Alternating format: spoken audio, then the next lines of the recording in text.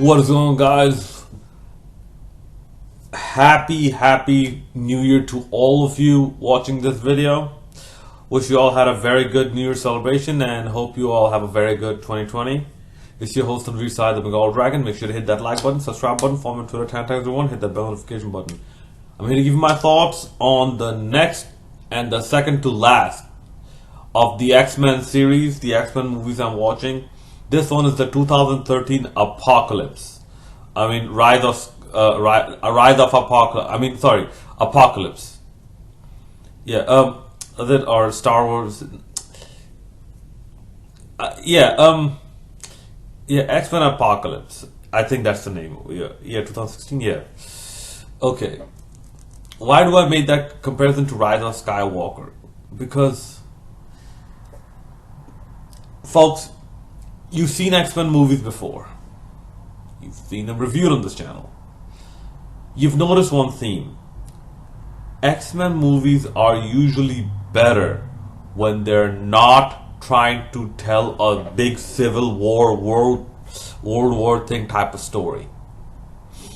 X-Men movies are usually better when they're not telling that story and they're focusing their story on a few people, which that's one. And number two, Hugh Jackman, Wolverine, is heavily involved with the movie. Yeah. Why I say usually, we had X-Men Origins the Wolverine. Okay. That was an absolute dumpster fire. So,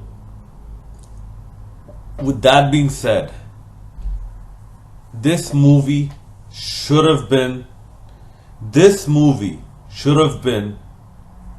to X-Men what Infinity Wars and Endgame were to the Avengers movies.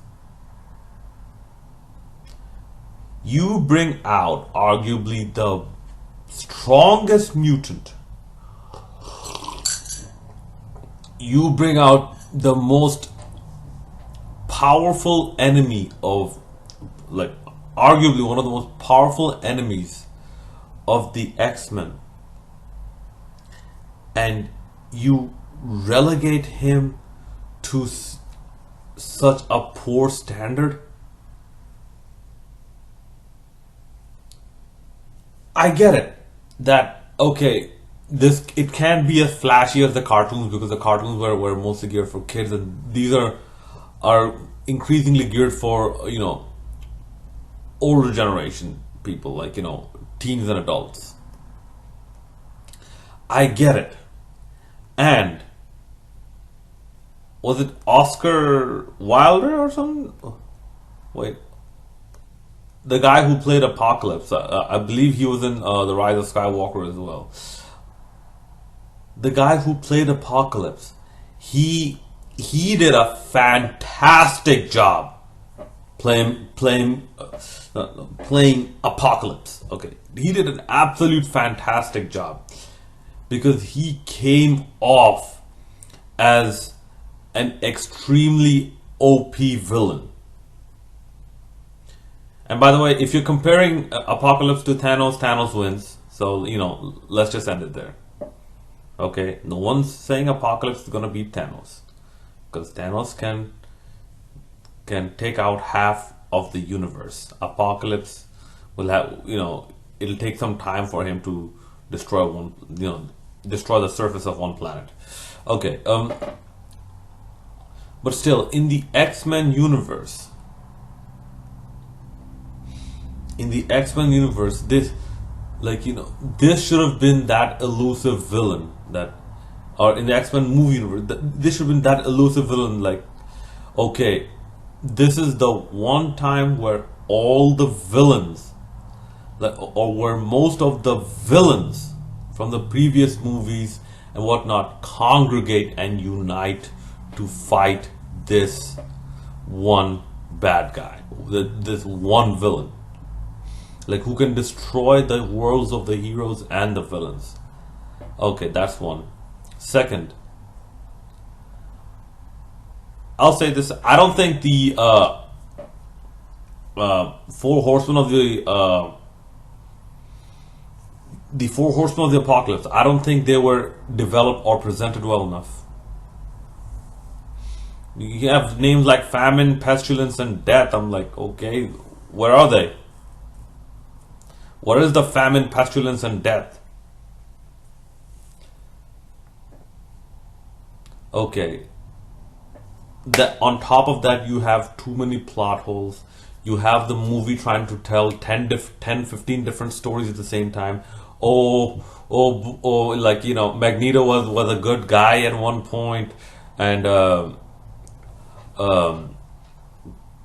Cyclops had a brother, and he had a bully problem. That bully turned into Stryker apparently, and Logan was for some reason kind of too skinny. He had like chicken legs, like like while he was running away. And I'm like, wait a minute.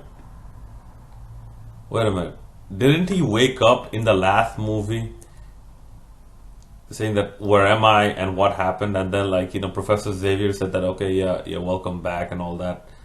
Wait a minute. So when did this happen? Because this is in the Days of Future Past continuity, where Mystique is like a tweener.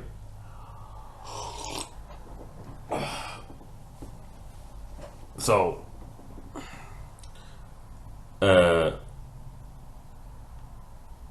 when did Hugh Jackman get captured and turned into Weapon X?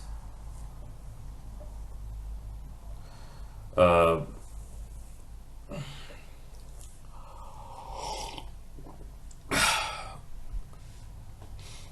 and you know what? Let's not even talk about the Sentinel program.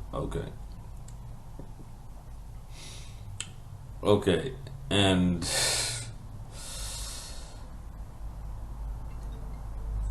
excuse me. 4 plus 1 3 2 1 4 5 8 Excuse me. 4 7 7 4 Never mind that. I'm sorry. Hold on. 5:57 p.m. Muted. Okay, so that and so these are just examples. I'm sorry for the stalling. These are just examples of so many of the plot holes in this movie, and this is why, I couldn't keep focused. And this has to do with the directing of the movie, the directing and the script of the movie. I'm like, okay, we're gonna jump from this scene to this scene to this scene to this scene. Apocalypse looks badass for a few seconds, then this scene. Apocalypse looks badass again for a few seconds, and then this scene, and then this scene, and then wait. Professor Xavier is fighting the apocalypse while standing up. It turns out they're fighting in their mind, and Apocalypse was arm wrestling Charles Xavier in their mind. And for some reason, Charles Xavier does, his superpower in his mind world is that he can walk. So, and then Jean Grey just comes in and basically has a mood swing scream, and that's it. Apocalypse dies. He gets beaten in his mind.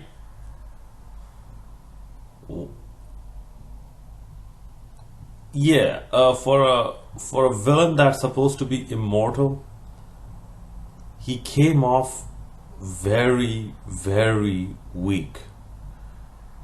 He came off as a very strong as a character with very strong presence, but his powers overall came off, to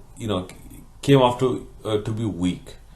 Because didn't the X-Men have a harder time fighting Magneto in the first and the third movie? So Apocalypse is supposed to be someone who's more smarter and who's more sinister than Apocalypse is so sinister that one of the villains that he helped create is called Mr. Sinister. He infected sinisterism into another person. So I'm sorry, whoever you are, like Oscar Wilde, you tried, and the special of the makeup team for whoever designed Apocalypse, the makeup and whatnot was very good. But I'm sorry, I'm gonna have to give this. I'm gonna have to give this movie a. Good lord, I'm gonna have to give this movie a 2.5 out of 10, because you bring in the most powerful villain and you give him this type of bad treatment where he should have been treated like Thanos was in the Avengers universe, in the Avengers movies. Obviously, Apocalypse is not as strong as Thanos. He's not even close to as strong as Thanos. But in the X-Men universe, Apocalypse is the strongest one. Is the strongest villain. He was treated so badly that I was so disheartened with this movie. However, this is one plus side of Disney taking over the X-Men franchise. I want to see Apocalypse return as the ultimate villain for whom many of the X-Men have to unite, because the X-Men have a very deep roster for this to happen. They have a wide and deep roster for it to look like a giant war against a world-destroying villain. Alright, that's about it, guys. Let me know what you thought about this movie in the comment section below. And as always, hit that like, subscribe, bell notification button to see what's inside the Dragon signing out.